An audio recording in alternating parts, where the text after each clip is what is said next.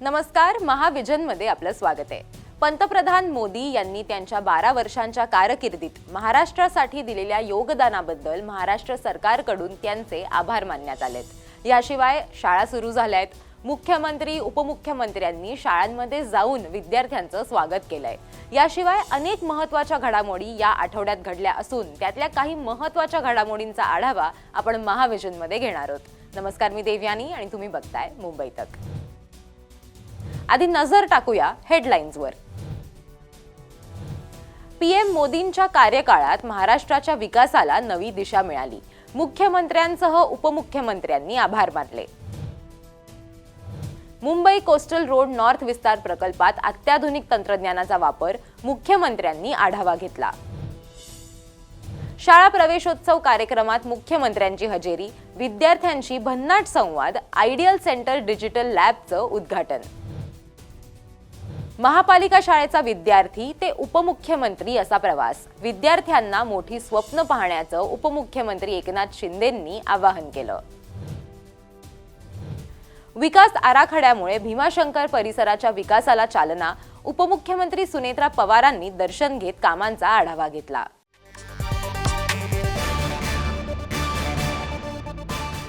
पंतप्रधान नरेंद्र मोदी यांनी सर्वाधिक काळ सेवा देण्याचा म्हणजे 4399 दिवसांचा ऐतिहासिक टप्पा पूर्ण केलाय। याबद्दल देश विदेशातून त्यांच्यावर अभिनंदनाचा वर्षाव केला जातोय। नव्या आत्मनिर्भर भारताच्या उभारणीमध्ये प्रधानमंत्री नरेंद्र मोदी यांचं स्थान अढळ असून त्यांच्या 12 वर्षांच्या कारकिर्दीत महाराष्ट्राच्याही विकासाला नवी क्रांतिकारी दिशा मिळाली आहे असं सांगत मुख्यमंत्री देवेंद्र फडणवीसांनी गौरवोद्गार काढले। राज्यातील अनेक महत्त्वाकांक्षी सिंचन प्रकल्प, वाढवण बंदर, महामार्गांचे विस्तृत जाळे, मेट्रो प्रकल्प, रेल्वे आधुनिकीकरण, नवी मुंबई आंतरराष्ट्रीय विमानतळ तसंच विविध पायाभूत सुविधा प्रकल्पांना केंद्र सरकारकडून मोठा पाठिंबा मिळाला असल्याचं मुख्यमंत्र्यांनी म्हटलंय।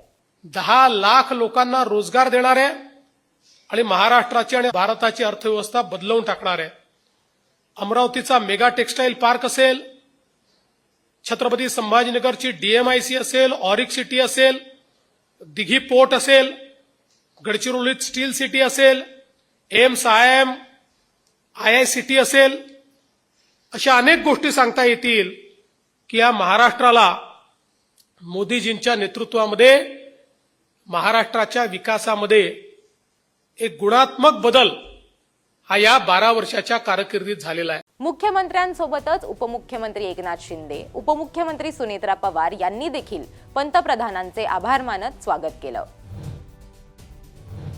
आता बातमी आहे मुंबईच्या एका भन्नाट प्रकल्पाविषयी। Mumbai coastal road north project मुंबईला अधिक वेगवान, हरित आणि उत्तम कनेक्टिव्हिटी असलेलं शहर बनवण्याच्या दिशेनं महत्त्वाचं पाऊल ठरतंय। या प्रकल्पाच्या कामाची मुख्यमंत्री देवेंद्र फडणवीसांनी पाहणी केली। हा प्रकल्प अधिक सुरळीत वाहतूक, पर्यावरणपूरक विकास आणि भविष्यकालीन गरजांसाठी सज्ज अशा मुंबईची नवी ओळख निर्माण करतंय असं मुख्यमंत्र्यांनी म्हटलंय। मुंबईची लेंथ पाहता त्याला पॅरलल आणि सिग्नल फ्री रोड देणं हे अत्यंत गरजेचं होतं आणि म्हणून हा रस्ता हातात घेण्यात आलेला आहे।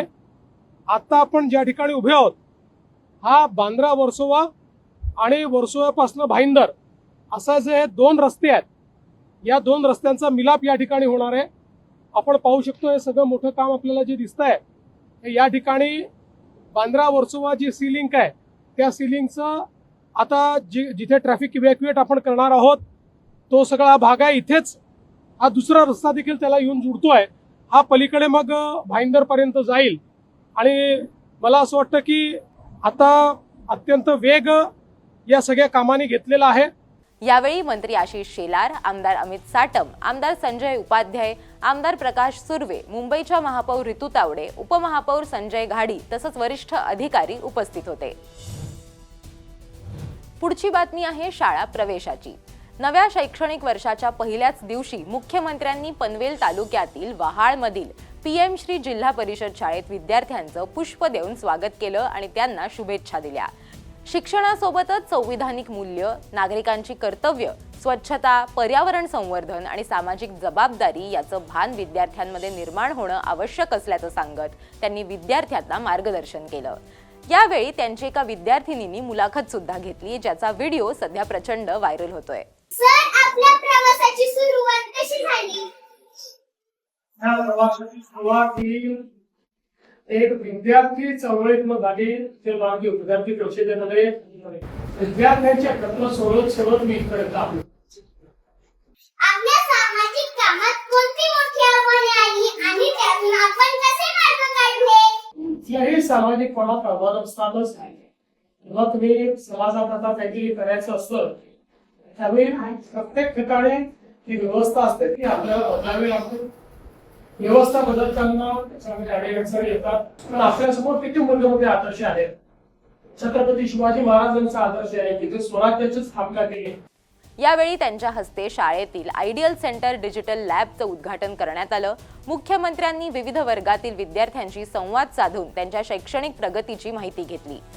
विद्यार्थ्यांची शिस्त, ज्ञान आणि आत्मविश्वास पाहून त्यांनी समाधान व्यक्त केलं. ठाण्यामध्ये शाळा प्रवेशोत्सव कार्यक्रम साजरा करण्यात आला. ठाणे महापालिका शाळा क्रमांक 23 इथे पहिल्या दिवशी आयोजित कार्यक्रमात उपमुख्यमंत्री एकनाथ शिंदे यांनी विद्यार्थ्यांशी संवाद साधला. यावेळी उपमुख्यमंत्री शिंदेंनी जुन्या आठवणींना उजाळा दिला. सोबतच विद्यार्थ्यांशी संवाद साधत मोठी स्वप्न पाहण्याचं आणि जिद्द, चिकाटी व कठोर परिश्रमाच्या जोरावर यश मिळवण्याचं आवाहन देखील केलं. मी या शाळेचा विद्यार्थी आहे. शाळा क्रमांक 23. कितीतरी लोक आहेत की पालिकेच्या, जिल्हा परिषदेच्या, सरकारी शाळेमध्ये शिकून समाजामध्ये विविध क्षेत्रामध्ये चांगलं उत्तुंग काम करणारे मोठे नेतेही झाले. शाळा ज्या आहेत या शाळांना फोकस करा. इथंच आपलं भवितव्य घडतं आहे आणि म्हणून यांना सगळ्या सुखसोयी ज्या आहेत या मिळाल्या पाहिजे अशी माझी अपेक्षा आहे.